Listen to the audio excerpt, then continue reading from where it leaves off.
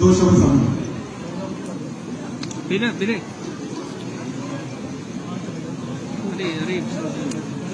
बोले सोनिहाल, बोले सोनिहाल।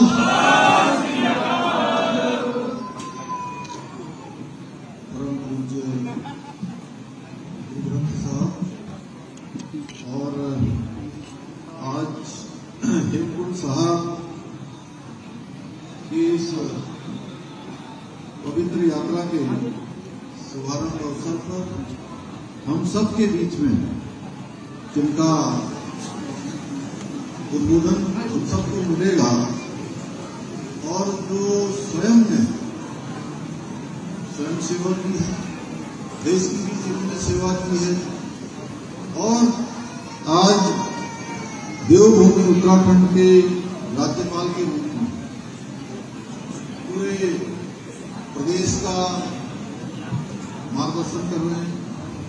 हमारे राज्यपाल लेफ्टिनेंट जनरल सेवानिवृत्त आदरणीय गुरमीत सिंह जी, हमारे पूज्य संत आदरणीय श्री चिदानंद जी महाराज, कैबिनेट मंत्री आदरणीय सतपाल महाराज जी, आदरणीय प्रेमचंद अग्रवाल जी, हमारे इस हरिद्वार लोकसभा क्षेत्र जिसमें हमारा एनसीपीएस भी आता है, ये पूरा क्षेत्र आता है, उसके लोकप्रिय सांसद और भारत सरकार के मंत्री और उत्तराखंड सरकार के पूर्व मुख्यमंत्री आदरणीय रमेश चंद्र पोखरियाल जी, नगर निगम की महापौर नीता मंगई जी और जिनके संयोजन में ये सारा कार्यक्रम प्रत्येक वर्ष आयोजित किया जाता है। हेमकुंड साहब मैनेजमेंट ट्रस्ट के श्री नरेंद्र जी सिंह गिद्रा जी जो इसका संचालक भी कर रहे हैं, हमारी महिला आयोग की अध्यक्ष बहन कुसुम खंडवाल जी, भारतीय जनता पार्टी के जिलाध्यक्ष भाई रविंद्र राणा जी, विनय उनियाल जी, कविता शाह जी, जितेंद्र जी, संजय जी एवं सभी यहाँ पर उपस्थित हमारे आए हुए सभी पदाधिकारीगण, सभी उपस्थित माताएं बहनें, मेरे सभी नौजवान साथी, उपस्थित पत्रकार मित्रों एवं छायाकार बंधुओं, हमारे पंच प्यारे भी यहाँ पर उपस्थित हैं, मैं उनको भी नमन करता हूँ। हमारे भाई बलजीत जी जो हर साल इस यात्रा का कुशल संयोजन में और हम सब के एकत्रीकरण में इनका भी बड़ा योगदान होता है। श्री बलजीत सिंह सोनी जी, जितेंद्र जी, प्रतीक भाई एवं राजपाल जी मेरे पुराने मित्र, सभी उपस्थित। मैं सबसे पहले तो आज गुरु ग्रंथ साहब जी को प्रणाम करते हुए, नमन करते हुए कि आज ये शुभ दिन, जिस दिन हमारी ये यात्रा आज से प्रारंभ हो रही है और ये यात्रा पूरी तरह से बिना किसी विघ्न बाधा के चले, बिना किसी परेशानी के चले आने वाले जो हमारे श्रद्धालु हैं, जाने वाले हमारे भक्तगण हैं, उनको किसी प्रकार की परेशानी नहीं। मैं गुरु ग्रंथ साहब से प्रार्थना करूंगा, गुरु घर में प्रार्थना करूंगा कि सबकी यात्रा सहज हो, सरल हो और बिना किसी परेशानी के, और गुरु महाराज हम सब पर कृपा करें। आज क्योंकि हेमकुंड साहब यात्रा प्रारंभ हो रही है, लेकिन इससे पहले 4 धाम की यात्रा 22 अप्रैल से प्रारंभ हो गई थी। 22 अप्रैल को जहां गंगोत्री धाम और यमुनोत्री धाम के कपाट खुले थे, वहीं 25 तारीख को 25 अप्रैल को केदारनाथ जी के कपाट खुले थे, 27 को बद्रीनाथ धाम के कपाट खुले थे। और लगातार यात्रा चल रही है। 1 महीने का कालखंड आज से 4 दिन बाद यात्रा का पूरा हो जाएगा। इस बार क्योंकि हमको पहले से ही ये अंदाजा था कि यात्रा पिछले साल से भी बड़ी होगी। पिछले साल की यात्रा में पूरे यात्रा के सीजन में 50 लाख से भी अधिक लोगों ने रजिस्टर्ड रूप से और ऑफलाइन चारों धामों के दर्शन किए थे। पिछले साल भी बहुत बड़ी चुनौती थी, इस साल भी हमारे सामने चुनौती है कि यात्रा सबके सहयोग से सकुशल संपन्न हो। और अब धीरे धीरे यात्रा अपने चरम पर आ गई है। आपको मैं बताना चाहता हूं कि केदारनाथ जी में एक दिन में 1 मई के दिन 30,000 से भी ज्यादा लोगों ने दर्शन के लिए अपना रजिस्ट्रेशन करवाया हुआ था। ये बड़ी चुनौती थी। और जहां पिछले 1 महीने से लगातार बर्फबारी भी हो रही, यात्रा कठिन है, पैदल जाना पड़ता है और बीच बीच में ग्लेशियर भी आ रहे हैं, बर्फबारी भी हो रही है, बरसात भी हो रही है। लेकिन उसके बावजूद भी जितने भी हमारे यात्री हैं, जितने भी श्रद्धालु हैं, जितने भी भक्तगण हैं, उनका उत्साह किसी प्रकार से कम नहीं हो रहा है, वो लगातार बढ़ रहा है। मैं भी लगातार सबसे अनुरोध और अपील करता रहा हूं कि आप यात्रा तभी प्रारंभ करें, तभी यात्रा में जाएं जब मौसम के बारे में ठीक प्रकार से जानकारी प्राप्त करें। उसके कारण से जहां उनको स्वयं को कई परेशानियों से वो बचा पाएंगे, वहीं अगर उत्तराखंड आने वाले एक भी तीर्थ यात्री को, चाहे वो बद्रीनाथ जा रहा हो, चाहे केदारनाथ जी जा रहा हो, यमुनोत्री गंगोत्री जा रहा हो, या हेमकुंड साहब जा रहा हो, या हमारे यहाँ के किसी भी धार्मिक स्थल पर, किसी भी देवस्थान पर जा रहा है, अगर उसको थोड़ी सी भी कोई परेशानी होती है तो ऐसा लगता है कि परेशानी मुख्य सेवक होने के नाते मुझे हो रही है।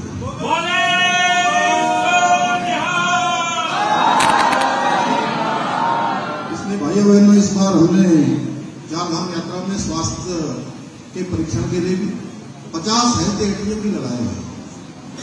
जगह जगह पर ये व्यवस्था की है, टेलीमेडिसिन की भी व्यवस्था है।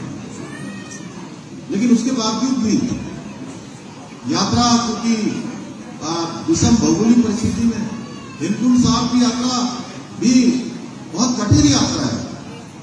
इसलिए मैं आप सबके माध्यम से आज इस गुरु घर से परम पूज्य गुरु ग्रंथ साहब के समक्ष पूरे देशवासियों से, जो भी इस यात्रा में आते हैं, उन सबसे ये अनुरोध जरूर करना चाहता हूं कि अपने हेल्थ का परीक्षण ठीक प्रकार से कर लें। स्वास्थ्य अगर ठीक नहीं है तो स्वास्थ्य को थोड़ा ठीक कर लें, उसके बाद ही अपने चिकित्सक की सलाह से स्वास्थ्य का परीक्षण करवाने के बाद अपनी यात्रा को प्रारंभ करें। वैसे तो गुरु महाराज की कृपा होगी कि सब लोग अपनी यात्रा अच्छी प्रकार से करेंगे। और मैं आज, जैसा नरेंद्र सिंह बिंद्रा साहब ने कहा कि मैं प्रधानमंत्री आदरणीय मोदी जी का आप सब की तरफ से, अपनी तरफ से, उत्तराखंड वासियों की तरफ से, देशवासियों की तरफ से, सबकी तरफ से उनका अभिनंदन और उनका धन्यवाद करना चाहता हूं कि जो हेमकुंड साहब की बहुत कठिन यात्रा है, जिसके लिए कई दिन लग जाते हैं, वो यात्रा आने वाले समय में कुछ ही घंटों में पूरी की जा सकेगी। क्योंकि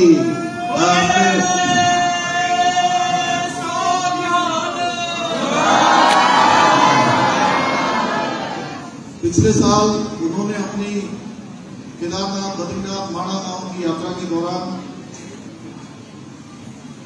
हेमकुंड साहब जाने वाला जो रोपवे है, उस रोपवे का शिलान्यास कर दिया है। और मैं आदरणीय प्रधानमंत्री जी का धन्यवाद भी करके आया। जल्दी से जल्दी वहां पर रोपवे का काम प्रारंभ हो जाएगा और आने वाले वर्षों में ये यात्रा हमारे जो शारीरिक रूप से कमजोर हैं, जो हमारे बुजुर्ग हैं, वह भी यात्रा आसानी से कर पाएंगे। मैं प्रधानमंत्री जी का एक बार फिर से अभिनंदन करता हूँ कि जो बात किसी ने सोची नहीं थी, जो कोई सोचता भी नहीं था कि हेमकुंड साहब जाने के लिए एक दिन रोपवे बन जाएगा, एक दिन ये यात्रा जो कई दिनों की यात्रा होती है वो कुछ घंटों की यात्रा हो जाएगी, उसको उन्होंने साकार रूप से करने का काम किया है। इसी प्रकार से केदारनाथ भी जाने के लिए गौरीकुंड से केदारनाथ तक उस रोपवे का भी शिलान्यास हो गया है। दोनों शिलान्यास एक ही दिन हुए हैं और आने वाले समय में ये दोनों ही यात्रा हमारे लिए बहुत आसान होगी। कर्णप्रयाग ऋषिकेश रेल लाइन का काम तेजी से चल रहा है। ये रेल लाइन का काम पूरा हो जाने के बाद ये यात्रा हमारी रेल से भी की जा सकेगी। सड़क का काम, चारधाम सड़क काम जिस प्रकार से हुआ है वो आप सबके सामने है।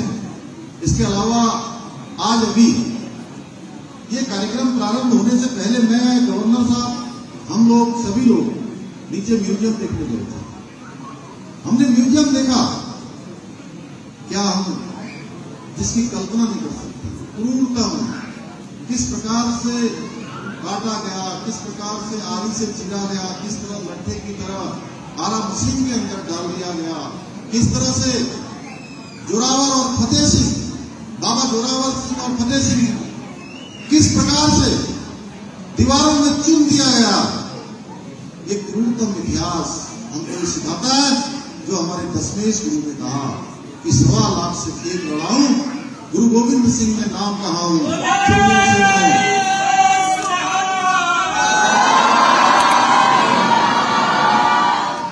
चिड़ियों से मैं बात सुनाऊं कि जब हमारे पास शक्ति होगी तो तभी धर्म की रक्षा होगी, और उस धर्म की रक्षा का शिक्षा और हमारा मार्ग उन्होंने प्रशस्त किया है। भाइयों बहनों, देश के इतिहास में तमाम सारी घटनाएं हुई, मैं उस पर बहुत ज्यादा नहीं जाना चाहता, लेकिन 1984 में जो सिखों के साथ कत्लेआम हुआ, उस कत्लेआम करने वाले लोगों को, उन गुनाहगारों को भी उनको सजा देने का काम किसी के कालखंड में हुआ है तो हमारे देश के यशस्वी प्रधानमंत्री मोदी जी के कालखंड में हुआ, उससे पहले कभी नहीं हुआ। भाइयों बहनों, करतारपुर कॉरिडोर बनाने की बात, उसके मार्ग को भी प्रशस्त करने का काम प्रधानमंत्री मोदी जी के कालखंड में हुआ है। और जिन बाबा जोरावर सिंह और फतेह सिंह को छोटी सी आयु में दीवारों में चिन दिया गया, उनके नाम का वीर बाल दिवस मनाने का निर्णय भी प्रधानमंत्री मोदी जी ने लिया है कि पूरा देश, पूरी दुनिया में ऐसे अनेक काम। अगर मैं उस पर जाऊंगा तो बहुत लंबा हो जाएगा। चाहे प्रकाश पर्व गुरु तेग बहादुर जी का मनाना, चाहे प्रकाश पर्व गुरु गोविंद सिंह जी का मनाना, गुरु नानक जी का मनाना, ये इतिहास जो हमारे पीछे देश की आजादी के बाद कराया जाना चाहिए था, लोगों को बताया जाना चाहिए था, उसको भुलाने का काम किया गया है। और ये उन्होंने किया है जिन्होंने देश की आजादी के बाद सबसे लंबे कालखंड तक, 55 वर्षों तक, 60 वर्षों तक जिन्होंने देश के अंदर राज करने का काम किया है, जो सत्ता पर आसीन रहे हैं, उन्होंने देश के इतिहास में कभी इनको पढ़ाने का काम नहीं किया। भाई बहनों, ये सारा काम आज हमारे देश के यशस्वी प्रधानमंत्री मोदी जी के नेतृत्व में हो रहा है, क्योंकि उन्होंने स्वयं आपातकाल देखा था और वो पंजाब में आपातकाल के समय में एक एक घर में रहकर उन्होंने उस आपातकाल को काटा था। तो मैं आज के अवसर पर आप सभी का बहुत अभिनंदन करते हुए आप सबका बहुत आभारी हूं कि हर वर्ष आप सब लोग यहाँ पर इस यात्रा का शुभारंभ करते हैं, गुरु घर से प्रारंभ करते हैं और पूरे विश्व को एक संदेश देने का काम करते हैं कि यात्रा हमारे लिए कितनी महत्वपूर्ण है। आदरणीय गवर्नर साहब यहाँ पर उपस्थित हैं, मैं उनका भी धन्यवाद करता हूँ कि उनकी उपस्थिति, हमारे श्रद्धेय चिदानंद महाराज यहाँ पर हैं, जो हमारे आध्यात्मिक जगत के एक अंतर्राष्ट्रीय स्तर पर लोगों को कहीं न कहीं प्रेरणा देने का काम करते हैं। और हमारे सभी नेतागण यहाँ पर उपस्थित हैं, हमारी पूरी कमेटी, गुरुद्वारा प्रबंधक कमेटी यहाँ पर है, नरेंद्र सिंह बिंद्रा जी और सभी उपस्थित सभी लोगों का, संगत की, और जिन्होंने भी ये यात्रा के लिए ट्रस्ट की ओर से जो प्रबंध किए जाते हैं, मैं उन सभी का दिल से उनको सबको बधाई देते हुए और आर्मी बिंद्रा जी को पुनः एक बार बहुत बधाई देता हूं कि आप संगतों के साथ, सहयोग के साथ इतने बड़े प्रबंध को यहाँ पर चला रहे हैं। हमारी सरकार शुरू से ही जो गुरु घर की सेवाएं हैं उसके लिए हर प्रकार से तैयार है। यात्रा के लिए तो हम तैयार ही हैं, यात्रा के लिए हम पूरे साल भर काम करते हैं, लेकिन गुरु घर की सेवाओं के लिए भी हमेशा तैयार है और आगे भी हर संभव सेवाओं के लिए गुरु घर के साथ हैं। वाहिगुरु जी आप सबकी संगत की इस यात्रा को सुमंगल बनाए, बिना विघ्न बाधा के बनाए। मैं पुनः एक बार आप सभी का दिल की गहराई से धन्यवाद करते हुए मैं अपनी बात को समाप्त करता हूं। बहुत बहुत बहुत धन्यवाद। वाहिगुरु जी का खालसा।